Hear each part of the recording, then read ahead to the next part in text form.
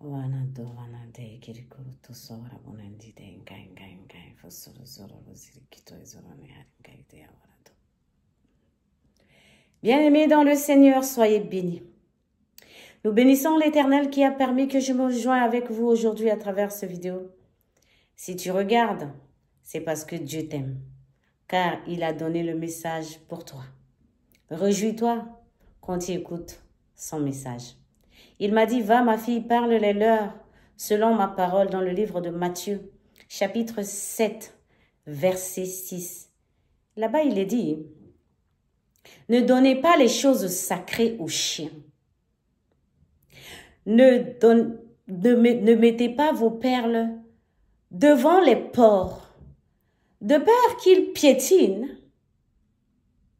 et ils se retournent contre vous pour vous déchirer. Alléluia. Merci Seigneur. Bien-aimés dans le Seigneur, c'est quoi ce qui est sacré? La Bible, parole de Dieu, est la voix de Dieu. Et Dieu lui-même est sacré. L'assemblée de Dieu, l'église, le temple, tout le nom que vous donnez est sacré. Nous revenons maintenant vers l'onction. L'onction est sacrée. Le baptême, c'est sacré. Le mariage, c'est sacré. La responsabilité de l'assemblée de Dieu, sacrée. L'enseignant qui enseigne la parole de Dieu, cette parole qu'il donne, l'endroit où il donne, tout est sacré. Alléluia.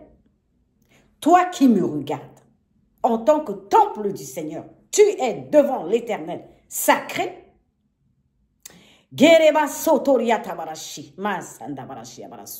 Merci Seigneur. La vision que l'Éternel montre à certains élus, qu'il a donné certaines clés, quand on vous donne, c'est sacré. Le message de l'Éternel, qu'il a baissé un regard favorable sur la terre des vivants pour vous localiser, pour vous donner, c'est sacré. Bien-aimés, je ferai les listes sans m'arrêter. Tout est sacré. Qui est le chien? Un chien est un animal. Qui est un porc? Les porcs, c'est aussi un animal. Comment agit un animal? Et oui, en philo, on dit l'homme est un animal sociétal. Mais ici, avant que la philo arrive, Dieu sait déjà qu'il y a des hommes qui sont des animaux. Ils n'ont pas l'Esprit Saint. Ils n'ont pas la présence de Dieu. Ils n'aiment pas Dieu. Ils sont antéchrist. Ils sont abreuveurs de sang. Ils sont tout ce qui touche à Dieu ne les intéresse pas. Et ils sont les descendants des consanguins, des géants et des néphilim. Ils sont antichrist, à la fois antéchrist, parce qu'ils ne veulent pas entendre parler ni de Dieu, ni de sa parole. Pas par ignorance, écoute bien cela, pas par ignorance, pas par quoi que ce soit, mais par nature. Je les laisse. Maintenant, bien-aimés dans le Seigneur, la Bible me dit que quand Pierre est parti pour baptiser Corneille, je vais prendre que quelques exemples vite parce que c'est la vidéo. Je ne peux pas vous prêcher tout cela qui fait une panoplie de prêches dans cette vidéo. Ça prendra beaucoup de temps. Mais la Bible dit, quand Dieu a envoyé l'ange chez Corneille pour appeler Pierre pour venir lui enseigner et le baptiser, c'est parce que Corneille connaît Dieu. Il a des bonnes conduites devant Dieu. Il donne, il fait des offrandes, il s'occupe des malheureux. Il n'est pas baptisé. Hein. Il n'est pas baptisé. Il n'a rien encore eu de tous ces sacrements. Il a juste un une communion perpétuelle avec Dieu jusqu'à ce que l'ange lui est apparu. Et quand Pierre est descendu pour venir vers Corneille, Dieu l'a averti. Et quand Dieu l'a averti, il a respecté la parole que Dieu lui a donnée. Corneille a respecté le sacré divin qui leur a été donné, le sacré de l'Éternel. Et Pierre est venu. Quand Pierre est venu, Corneille a déjà la manifestation du Saint-Esprit chez lui. Et là, automatiquement, Pierre l'a baptisé. Bien-aimé dans le Seigneur, tu es un homme de Dieu. Tu baptises comment? Point d'interrogation, pose-toi la question. Deuxième chose, la Bible me dit que dans le livre de Genèse, Papa Abraham, notre patriarche, Papa Abraham attendait, quand elle épousait sa propre sœur, c'est Dieu qui l'a voulu. Quand l'enfant ne venait pas, alors Papa Abraham, sous les conseils de sa femme, a épousé Agar. Mais en épousant Agar pour avoir un enfant, Dieu ne lui a plus apparu pendant 12 bonnes années. Bien-aimé dans le Seigneur,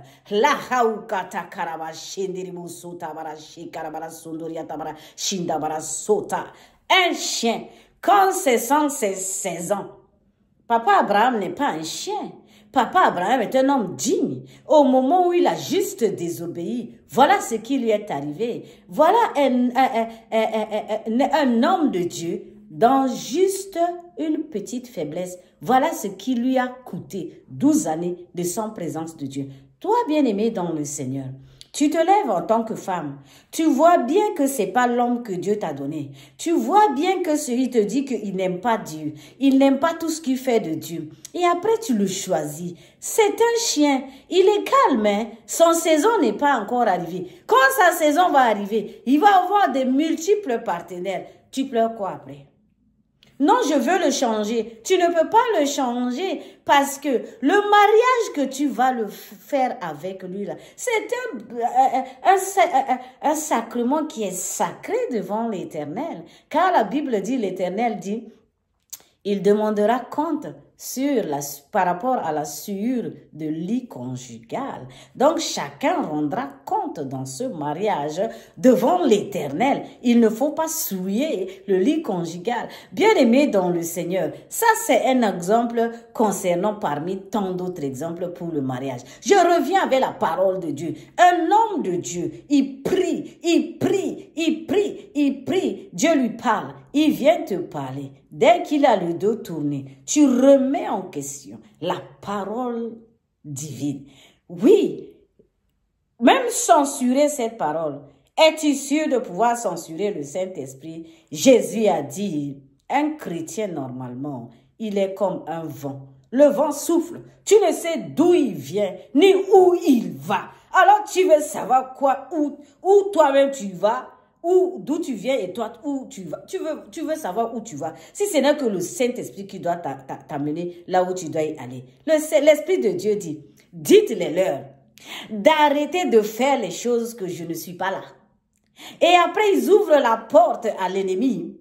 Et l'ennemi vient mettre des sécheresses. Parce que si je ne suis pas dans leur assemblée, et ils vont aller commencer à soi-disant baptiser. Et plein sont remplis des sorcières, des abreuveurs de sang qui prophétisent dans leur église. Ma présence n'y est plus. Dans leur assemblée même, je n'y suis plus. Et alors, la maison même, l'église même est souillée. La tête même qui est souillée, parfois par des choses, des scandales terribles que le fidèle même ne connaît pas.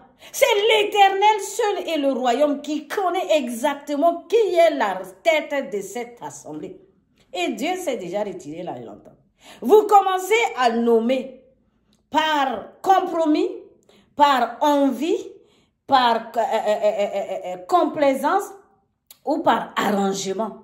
À celui-là, je vais le nommer tel dans l'assemblée, je vais le nommer tel dans l'assemblée. Il va faire ceci, il va faire cela. As-tu consulté le Saint-Esprit?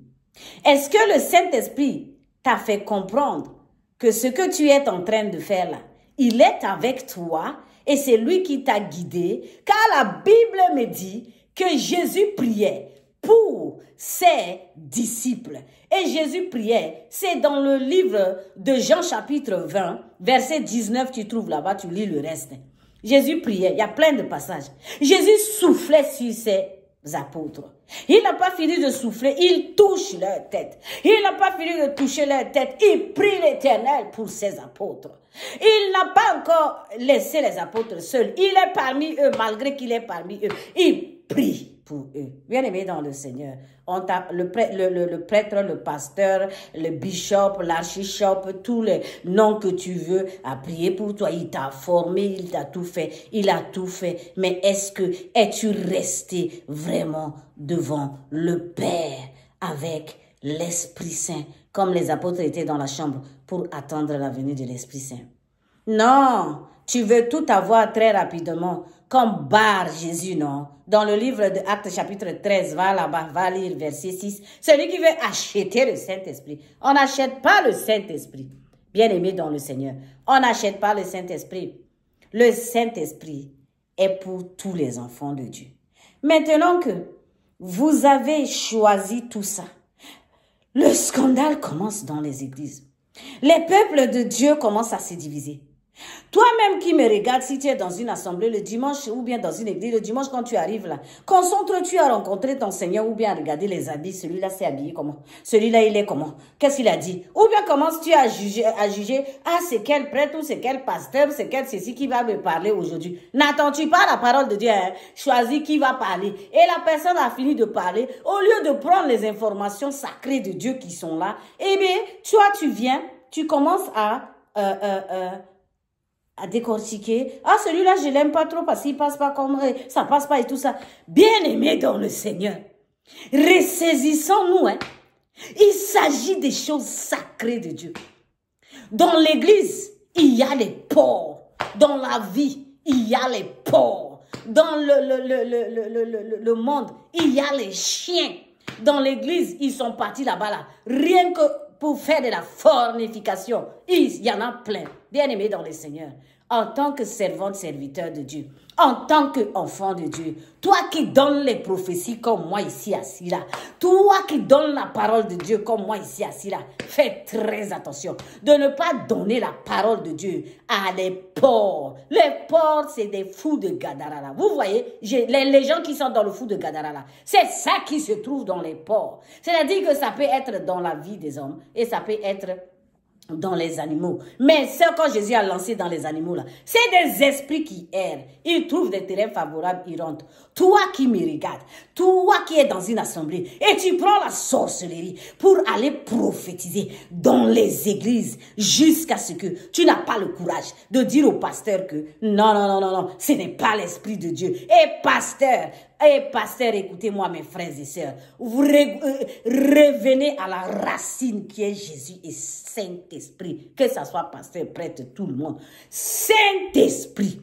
Car quand le Saint-Esprit est donné et que c'est le Saint-Esprit qui dirige, le Saint-Esprit ouvre les yeux pour voir l'ennemi a positionné quoi, l'ennemi a envoyé quel type de porc, l'ennemi a envoyé quel type de chien, afin de veiller sur les assemblées. Car le berger là, Jésus va nous demander, il est le bon berger, mais vous êtes l'assistant du bon berger. Vous réunissez les peuples de Dieu, vous devez veiller sur les peuples de Dieu. Pour veiller sur les peuples de Dieu, les yeux doivent être ouverts, les oreilles doivent être ouvertes. La connexion divine doit rester parfaite au quotidien. Cela demande un prix. Cela demande des sacrifices. Mais parce qu'il y a plein de porcs.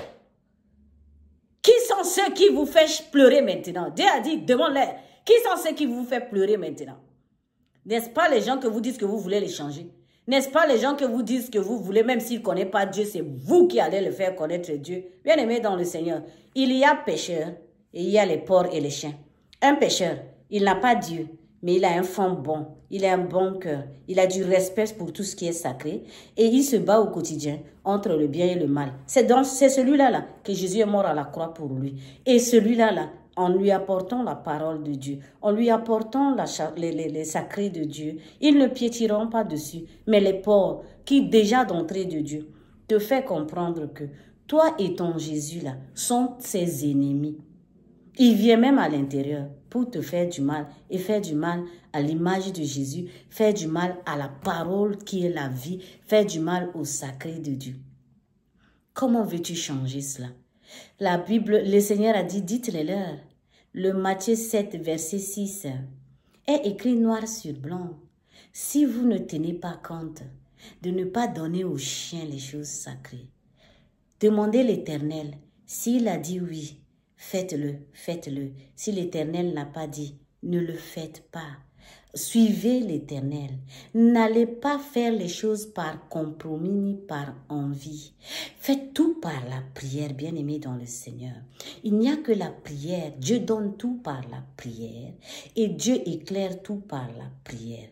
Quant à ceux qui sont dans l'église, qui prophétisent, va les mensonges. Et quant à ceux qui prennent les prophéties pour aller accuser sciemment, le péché contre le Saint-Esprit est impardonnable. Dieu ne pardonnera pas. C'est ça qui envoie beaucoup de gens, y compris des chrétiens, plus tard à l'enfer. Tenons-nous bon, car c'est la fin.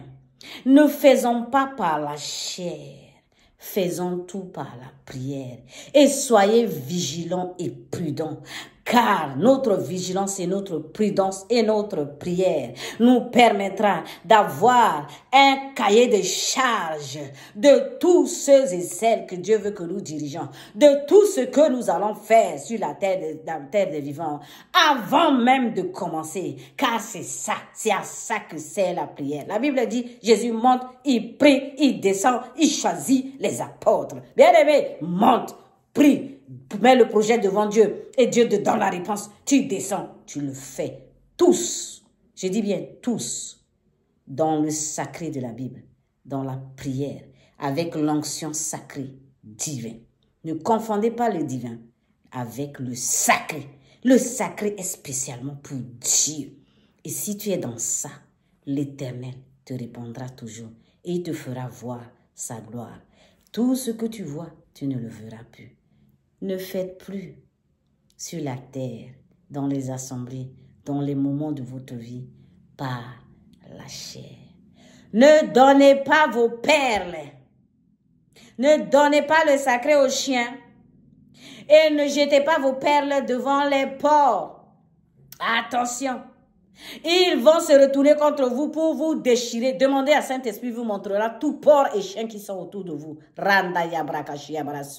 Éternel, mon Dieu, mon roi, pendant que nous finissons cette parole, ouvre les yeux de ton peuple, afin que pendant qu'ils les écoutent, les yeux s'ouvrent et qu'ils sachent qui sont autour d'eux et qui sont ceux et celles qui sont réellement autour d'eux, afin qu'ils ne tombent pas dans la chair, mais qu'ils restent en haut, qu'ils ne deviennent pas des nains spirituels, mais qu'ils restent la lumière, ô Seigneur, qui éclaire à travers le sacré qui est à toi pour toujours et à jamais. Amen, amen, amen. Soyez bénis au nom de Jésus.